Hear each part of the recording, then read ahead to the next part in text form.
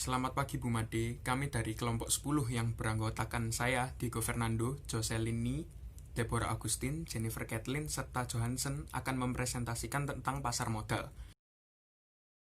Pasar modal adalah pasar untuk memperjualbelikan instrumen-instrumen keuangan jangka panjang.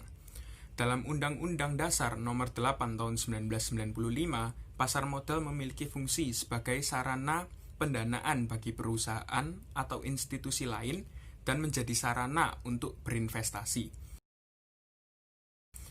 Yang selanjutnya adalah jenis-jenis pasar modal. Yang pertama adalah pasar primeri. Pasar primeri adalah pasar yang diperdagangkan pertama kali dan belum pernah memasuki bursa efek atau belum pernah dicatatkan ke dalam bursa efek. Yang kedua adalah pasar sekonderi. Jadi pasar sekonderi ini pasar yang telah pernah dicatatkan ke dalam bursa efek. Yang ketiga adalah pasar third. Pasar third menjadi sarana transaksi antara market maker dengan investor. Yang keempat adalah fourth. Jadi fourth ini merupakan pasar yang menjadi sarana transaksi namun tanpa perantara. Yang selanjutnya adalah instrumen pasar modal. Yang pertama adalah saham. Saham merupakan sebuah bukti kepemilikan nilai dalam sebuah perusahaan. Yang kedua adalah obligasi. Obligasi adalah surat berharga atau sertifikat yang berisikan perjanjian antara perusahaan emiten sebagai peminjam dana dengan investor sebagai pemberi dana. Yang ketiga adalah reksadana. Reksadana memiliki fungsi sebagai wadah pengolahan dana atau modal bagi sekumpulan investor untuk berinvestasi dalam instrumen investasi yang tersedia dalam pasar modal. Yang keempat ada derivatif. Derivatif adalah sebuah kontrak bilateral atau perjanjian penukaran pembayaran yang nilainya diturunkan atau berasal dari produk yang menjadi acuan pokok atau nama lainnya adalah produk turunan. Fungsi pasar modal. Yang pertama, sarana bagi pendanaan usaha atau sebagai sarana bagi perusahaan untuk mendapatkan dana dari masyarakat pemodal. Yang kedua, sarana bagi masyarakat untuk berinvestasi pada instrumen keuangan seperti saham, obligasi, reksadana, dan lain-lain.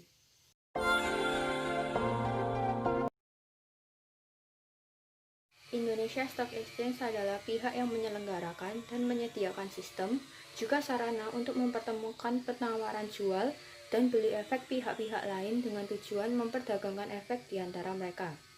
Indonesia Stock Exchange merupakan bursa hasil pergabungan dari Bursa Efek Jakarta dengan Bursa Efek Surabaya. BEI atau Indonesia Stock Exchange atau bisa dikenal dengan Bursa Efek Indonesia merupakan gabungan dari BEJ dan BES yang berdiri pada tanggal 13 Juli 1992.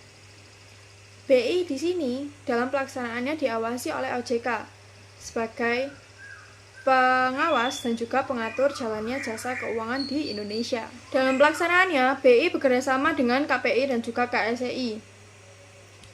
Saham yang tercatatkan dalam BEI wajib untuk di-clearing di KPEI. Sedangkan untuk KSEI merupakan tempat untuk menyimpan seluruh data saham yang tercatatkan di BEI. Saham-saham tersebut nantinya akan diubah dalam bentuk elektronik. Saham yang tercatatkan dalam KSEI merupakan rekening dana investor atau nasabah anggota bursa. Indonesia Stock Exchange atau Bursa Efek Indonesia mulai aktif pada jam 8.45 hingga 16.15 WIB.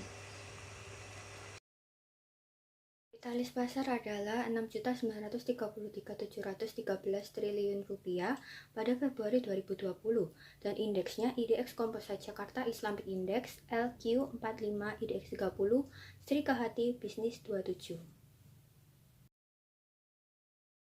Instrumen-instrumen keuangan yang dimiliki oleh Indonesia Stock Exchange, yaitu satu terdapat saham.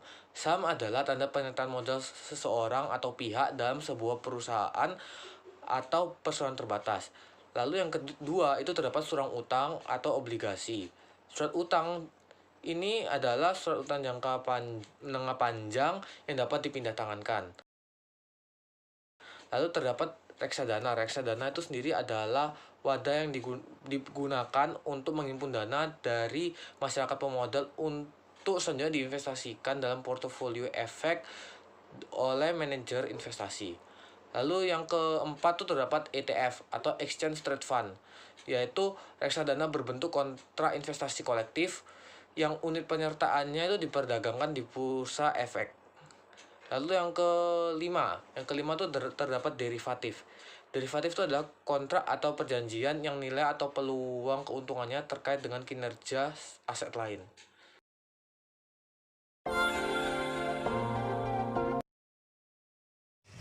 Frankfurt Stock Exchange merupakan bursa saham tertua di dunia, yang dimana bursa saham ini juga merupakan bursa saham utama di daratan Eropa.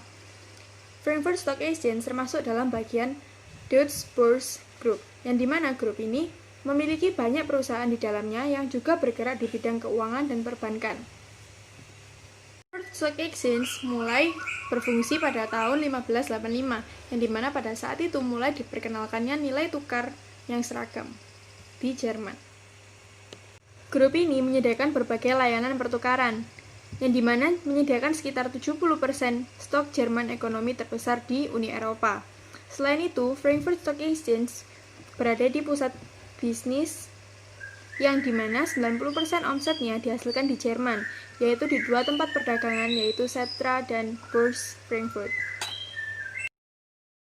Frankfurt Stock Exchange memiliki pengawasan pasar independen yang terdiri dari 3. Yang pertama ada kantor pengawasan perdagangan, yang kedua ada otoritas pengawas bursa, dan yang terakhir ada otoritas pengawas keuangan federal.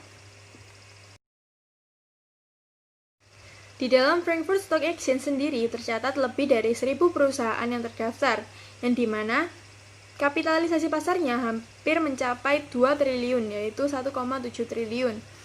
Di dalam Frankfurt Stock Exchange sendiri, indeks yang digunakan dan yang paling populer adalah DAX, yang dimana DAX ini memiliki turunan-turunan lain, yaitu DAX Plus, CDAX, SDAX, LDAX, dan lain-lain sebagainya. Saham-saham yang diperdagangkan adalah saham-saham dengan merek-merek terkenal, yang di antaranya ada Adidas, BMW, Porsche, Deutsche Telekom, dan beberapa perusahaan lain yang termasuk dalam 30 saham paling liquid dari indeks DAX yang disebut blue chip. Blue chip di sini merupakan sebutan atau istilah yang tidak resmi, tapi mengacu pada saham perusahaan yang besar mapan dan juga memiliki harga saham yang stabil. Ada 7 instrumen keuangan utama. Yang pertama adalah obligasi, yaitu surat utang yang diterbitkan oleh entitas pemerintahan atau perusahaan dalam waktu jangka tertentu. Yang kedua adalah mata uang, yaitu satuan nilai alat pembayaran yang sah. Yang ketiga ada sertifikat, yaitu tanda bukti hak yang berlaku sebagai pembuktian yang kuat mengenai data fisik dan data yuridis yang termuat di dalamnya. Yang keempat ada dana yang diperdagangkan di bursa, seperti halnya saham. Yang kelima adalah dana, yaitu himpunan dari uang dalam bentuk tunai maupun non-tunai. Yang keenam adalah sekuritas, yaitu surat utang yang dapat dicairkan sebagai uang atau kas dengan cepat. Yang ketujuh adalah komoditas, yaitu barang dasar berwujud yang digunakan dalam perdagangan. Dilihat dari jenis pasar modal, Indonesia Stock Exchange dan Frankfurt Stock Exchange merupakan contoh dari secondary market. Jadi, baik Indonesia Stock Exchange ataupun Frankfurt Stock Exchange termasuk dalam pasar sekunder, yang dimana pasar sekunder merupakan tempat saham-saham itu diperjualbelikan atau diperdagangkan secara aktif dengan harga yang berfluktuatif.